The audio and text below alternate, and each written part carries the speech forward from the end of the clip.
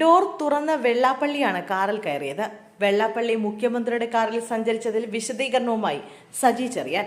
SNDP general secretary Vellappally Natesan മുഖ്യമന്ത്രിയുടെ കാറിൽ വന്ന സംഭവവുമായി ബന്ധപ്പെട്ട് വ്യാജ പ്രചരണം നടത്തുകയാണെന്ന് മന്ത്രി സജി ചെറിയാൻ പറഞ്ഞു. ഡോർ തുറന്ന വെള്ളാപ്പള്ളി തന്നെയാണ് കാറിൽ കയറിയത്. പ്രായമുള്ള ആളല്ലേ, നടക്കാൻ ബുദ്ധിമുട്ടുള്ളതുകൊണ്ട് കയറിയതാവും. അതിൽ എന്താണ് തെറ്റതെന്നും മന്ത്രി ചോദിച്ചു. മാധ്യമങ്ങൾ സംഭവം വളച്ചൊടിച്ചെന്നും പ്രതിപക്ഷത്തിന് വേറൊരു പണിയുമില്ലെന്നും മന്ത്രി സജി ചെറിയാൻ കുറ്റപ്പെടുത്തി. പ്രതിപക്ഷം മാധ്യമങ്ങളുമായി ചേർന്ന് നുണപ്രചരണം നടത്തുകയാണ്. വെള്ളാപ്പള്ളി മുഖ്യമന്ത്രിയുടെ കാറിൽ സഞ്ചരിച്ചതിൽ ഒരു തെറ്റുമില്ല. അത് യാദൃച്ഛികമായി സംഭവിച്ചതാണ്. SNDPയുമായി മാത്രമല്ല NSS ന്യൂനപക്ഷ സംഘടനകളുമായും CPMന് നല്ല ബന്ധമാണുള്ളത്. ഒരു മതസംഘടനകളും തദ്ദേശ തെരഞ്ഞെടുപ്പിൽ LDFനെതിരെ പ്രവർത്തിച്ചിട്ടില്ലെന്നും മന്ത്രി പറഞ്ഞു.